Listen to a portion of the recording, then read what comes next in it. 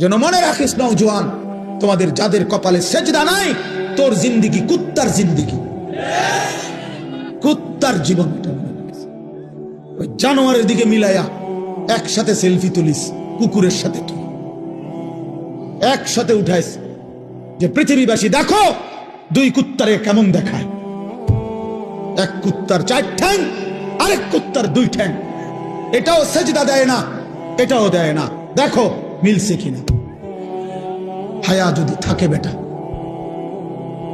লজ্জা যদি থাকে, কোরআনুল কারীমে আল্লাহ বলছে ফামাসালুহু কামাসালিল কালব, কালবুন অর্থ কুকুর।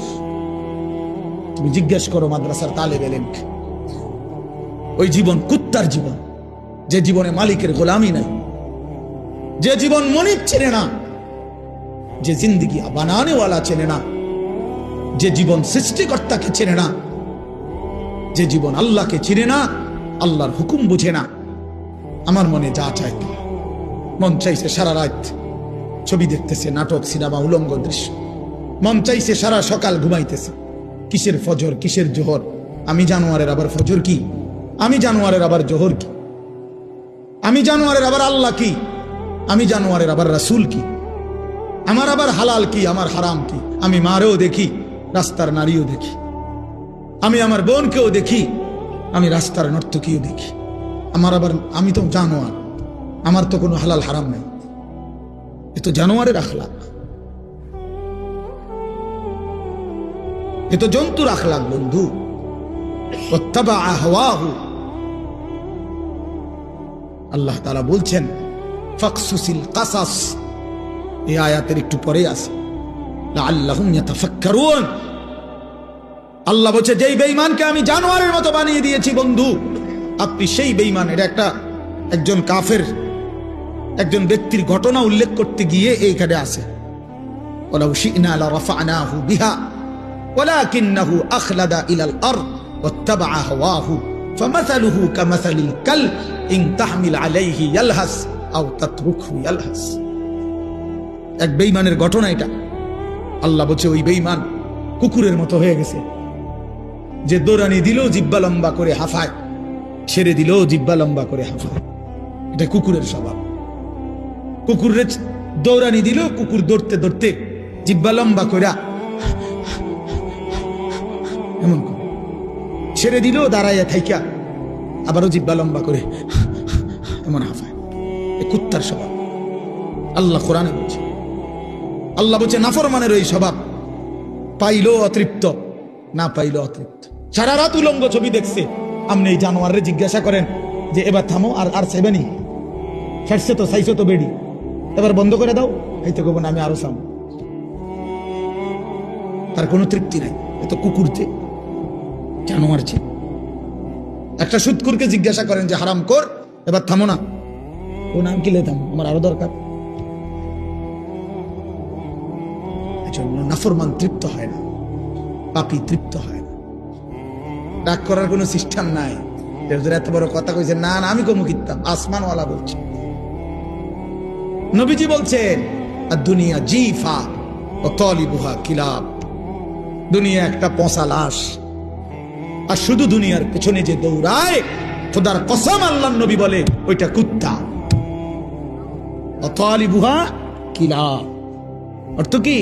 কুকুর। এটা তোমার যদি গায়ে লাগে, রওজা শরীফে গিয়া মদিনায় জিজ্ঞাসা করে আসো, ইয়া রাসূলুল্লাহ, আপনার নামে এই পর্যন্ত কত জিলাপি খাইলাম, আপনি এত বড় কথাটা কেমনে করলেন?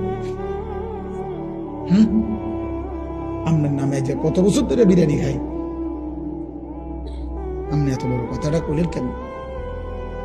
বলো। আমি তো শুধু তর্জমা বলছি, ঠিক না? আমি তো শুধু অনুবাদটা বলছি, কিন্তু হাদিস বলছে কে?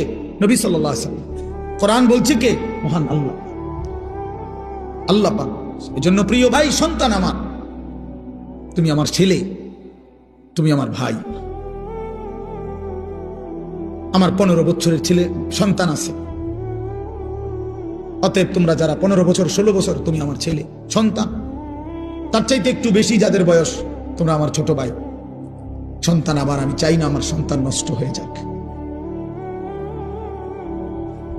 আমার ছোট ভাই, আমি চাই না তুমি বরবাদ হয়ে যাও এক নারীর ফাঁদে, চরিত্রহীনতায়, এক নর্তকীর ছবি দেখতে দেখতে, এক অসভ্য দৃশ্য দেখতে দেখতে। বন্ধু, তুমি একদিন পথ হারা হয়ে যাইবা। আল্লাহ কোরআনে বলছে, নাফরমান কখনোই পথ খুঁজে পায় না। কাসরাবিন বিকিআতিন ইয়াহসাবুহু যামআনু মাআ হাত্তা ইযা জাআহু লাম ইয়াজিদহু শাইআ।